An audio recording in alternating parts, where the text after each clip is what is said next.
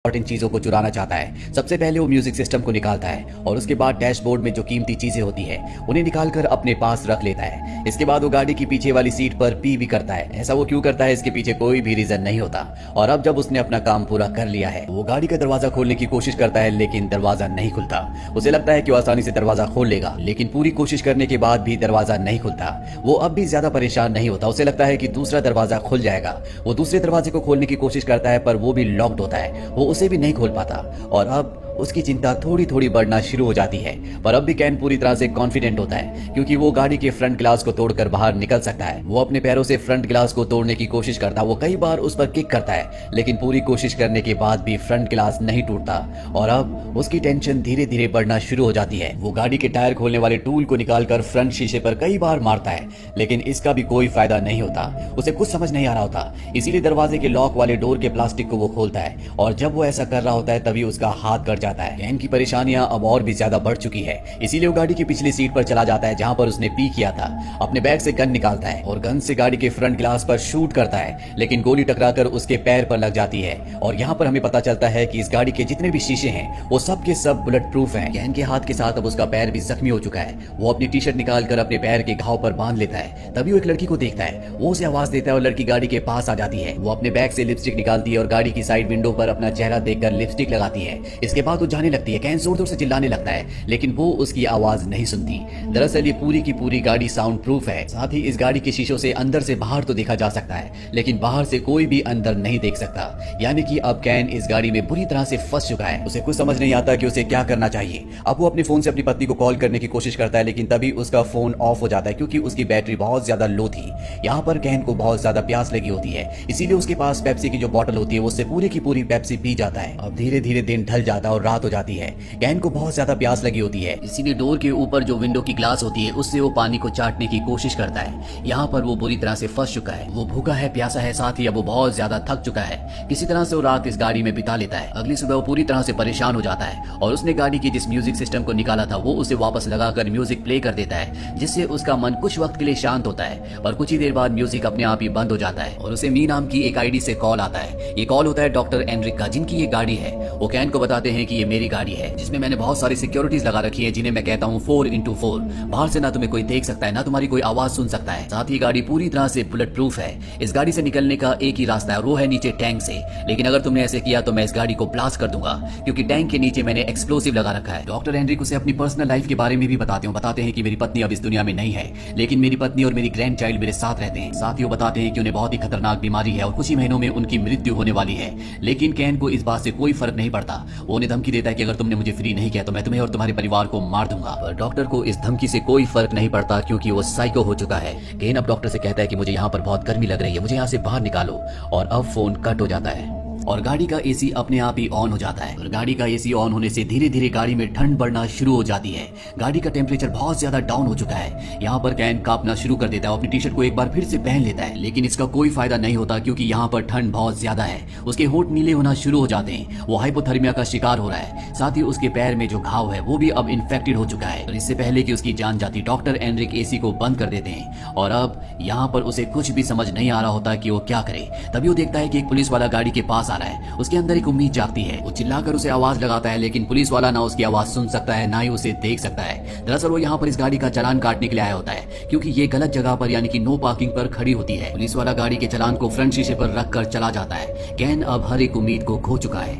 तभी उसके अंदर उम्मीद जागती है, क्योंकि यहाँ पर एक चोर आता है जो गाड़ी के दरवाजे को खोलने की कोशिश करता है। पर कैन की किस्मत बिल्कुल अच्छी नहीं होती। पड़ोस के लोग उस चोर को देख लेते हैं, उसका पीछा करते हैं। हालांकि चोर यहाँ से भाग जाता है, लेकिन अब पुलिस यहाँ पर आ चुकी है। गाड़ी के आसपास कई सारे लोग होते हैं, लेकिन किसी को भी नहीं पता कि इसके अंदर कोई फंसा हुआ है। इसीलिए सबके सब यहाँ से चले जाते हैं। अब कैन को एक बार फिर से डॉक्टर का कॉल आता है। डॉक्टर उसके बारे में और भी जानना चाहता है। कैन उसे बताता है कि वो इस दुनिया के रूल्स को नहीं मानता। यहाँ के जो अमीर लोग हैं वो गरीबों को कुचलना चाहते हैं, और वो कभी भी ऐसा नहीं होने देना चाहता। इसीलिए वो चोरी करता है, जैसे उसके पिता और उसके ग्रैंडफादर किया करते थे। कोई अगर उसे गन पॉइंट पर रखकर भी ये काम करने से मना करेगा, तब भी वो यही काम करेगा। और अब डॉक्टर को उसका ये जवाब अच्छा लगता है, इसीलिए वो वो उसे बताता है कि गाड़ी की सीट के पीछे एक पाइप है जिसके अंदर गाड़ी को साफ करने का पानी है, तुम उस पानी को पी सकते हो। और ये सुनने के बाद गाड़ी के पीछे से उस पाइप को निकालता और उस पाइप से पानी को एक बोतल में भरता है। हालांकि उस पानी में केमिकल भी होता है, लेकिन कैन इस बात की परवाह नहीं करता और एक ही घूंट में पूरा पानी पी जाता है क्योंकि उसकी पूरी बॉडी डिहाइड्रेटेड हो चुकी होती है। इसी तरह से एक और दिन बीत जाता है और अब अगली सुबह दिखाया जाता है कि कैन के दिमाग पर भी असर पड़ना शुरू हो गया है। वो फिजिकली और मेंटली बहुत ज्यादा कमजोर हो चुका है, इसीलिए वो अपने माइंड को बिजी रखने के लिए पेपर पर गाड़ी के जो इंटीरियर होते हैं उसकी डिजाइन बनाना शुरू कर देता है। वो बहुत ज्यादा भूखा होता है, इसीलिए कागज खाना शुरू कर देता है, जिसके बाद उसे फिर से प्यास लगना शुरू हो जाती है और अब उसके पास अपना यूरिन पीने के अलावा कोई भी रास्ता नहीं होता और मजबूरी में उसे ऐसा करना पड़ता है। और तभी उसे डॉक्टर का कॉल आता है। डॉक्टर की बात उसने मानी होती है, इसलिए डॉक्टर उसे कहता है कि गाड़ी के डैशबोर्ड के नीचे एक चॉकलेट है, तुम उसे खा सकते हो। कैन जल्दी से उस चॉकलेट को निकालता है और खा लेता है, जिसके बाद उसकी बॉडी में थोड़ी सी एनर्जी आ जाती है। कैन की फोन की जो बैटरी होती है वो उसे निकाल कर गाड़ी के डैशबोर्ड के ऊपर रख देता है ताकि वो सोलर एनर्जी से कुछ चार्ज हो जाए। और तभी उसे एक बार फिर से डॉक्टर का कॉल आता है। वो कैन को बताता है कि मैं तुम्हारे घर गया था, जहाँ मैं तुम्हारी बीवी और तुम्हारे बच्चे से मिला। मैंने उन्हें बताया कि तुम्हारी लॉटरी निकली है $1,00,000 की। मैंने उन्हें तुम्हारे काम के बारे में झूठ बताया और उन्हें $1,00,000 दिए और कहा कि अब तुम अपने नए घर को खरीद सकती हो। इसीलिए वो उस घर को छोड़कर नए घर में शिफ्ट हो गए। इसके बाद वो फोन को कट कर देता है। ये सब बातें सुनकर कैन को बहुत दुख होता है कि डॉक्टर उसकी फैमिली तक भी पहुंच गया और अब उसने बैटरी जो गाड़ी के डैशबोर्ड पर रखी थी उसे फोन के अंदर डालता है, जिससे फोन स्टार्ट हो जाता है। वो अपनी पत्नी को कॉल करता है, लेकिन वो उसके फोन को रिसीव नहीं करती, इसीलिए वो अपनी पत्नी के लिए एक वॉइस मैसेज छोड़ता है। और अब कुछ देर बाद दिखाया जाता है कि वो गाड़ी के स्टार्ट बटन को बार बार प्रेस करता है और गाड़ी स्टार्ट हो जाती है, लेकिन गाड़ी बैक गियर पर लगी होती है। वो गियर बदलने की कोशिश करता है, लेकिन गियर नहीं बदलता और अब वो पूरी स्पीड से गाड़ी को पीछे ले जाता है। गाड़ी दीवार से टकरा जाती है और तभी गाड़ी के जो एयर बैग्स होते हैं वो खुल जाते हैं, जिससे उसे चोट नहीं लगती, पर गाड़ी का पिछला शीशा टूट चुका है। वो गाड़ी से निकलकर पास ही के पेट्रोल पंप के कैफे में जाता है, जहां पर वो खाने पीने की चीजें लेकर खाने लगता है। पर तभी वहां पर सिक्योरिटी गार्ड आ जाता है। वो कैन से कहता है कि पहले तुम्हें इसके पैसे पे करने होंगे, पर कैन के पास पैसे नहीं है, इसीलिए वो अपनी गन निकालता है और उसे मार देता है। पर तभी उसकी आंखें खुल जाती, वो अब भी गाड़ी के अंदर होता है। दरअसल वो इस सपना देख रहा होता है। उसकी हालत बहुत ज्यादा खराब हो चुकी है, उसके अंदर बिल्कुल भी एनर्जी नहीं है और उसके पास जो गन होती है वो उससे अपनी जान लेने की कोशिश करता है, लेकिन गन के उस स्लॉट में गोली नहीं होती। और तभी यहाँ पर एक बार फिर से डॉक्टर का उसे कॉल आता है और तभी गाड़ी की लाइट्स अपने आप ही जल जाती है। उसके सामने डॉक्टर होता है। डॉक्टर फोन से उसे बात कर रहा होता है, पर अब वो गाड़ी के अंदर आ जाता है क्योंकि वो जानता है कि केन की हालत बहुत ज्यादा खराब हो चुकी है। उसके अंदर इतनी ताकत नहीं है कि वो उसके ऊपर हमला कर सके। गाड़ी के अंदर आने के बाद वो केन को बताता है कि आज से पहले मुझे 28 बार लूटा गया है, इसीलिए मैंने ऐसी गाड़ी बनाई जिसके अंदर मैं किसी भी चोर को फंसा सकूं और अब तुम फंस चुके हो, तुम यहाँ से जिंदा नहीं जा सकते। इसके बाद डॉक्टर किसी को कॉल करता है और केन को मौका मिल जाता है। वो अपनी गन से उस पर शूट कर देता है और गाड़ी से निकलकर रेंगते हुए आगे बढ़ने लगता है क्योंकि उसके अंदर अब इतनी ताकत नहीं है कि वो भागकर या चलकर यहाँ से जा सके।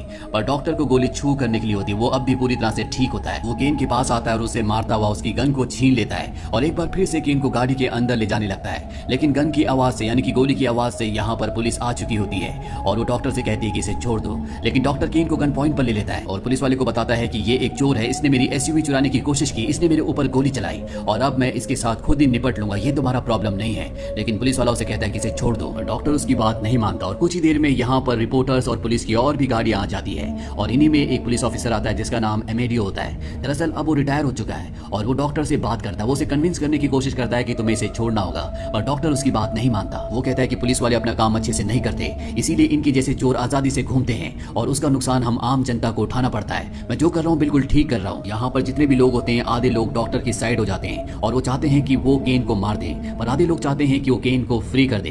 पर जो यहाँ पर रिटायर पुलिस वाला होता है वो डॉक्टर से कहता है कि तुम एक एजुकेटेड इंसान हो, तुम कानून को अपने हाथ में नहीं ले सकते, तुम्हें इसे छोड़ देना चाहिए।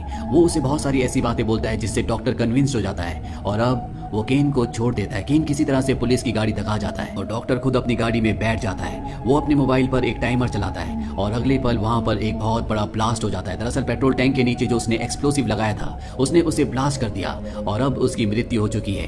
वही केन को दिखाया जाता है जो ये देखकर पूरी तरह से सैड हो चुका है, पर अब वो फ्री है और उसने जो भी अपराध आज तक किए थे इसके लिए पुलिस उसे अरेस्ट कर लेती है। वही सारे के सारे लोग डॉक्टर के बारे में बोल रहे होते हैं। वो कहते हैं कि ये एक समुराई डॉक्टर था जिसे अपने ऊपर पूरा विश्वास था, जो कर रहा था उसे विश्वास था कि वो पूरी तरह से ठीक था और ये गवर्नमेंट को एक बहुत बड़ा सबक है।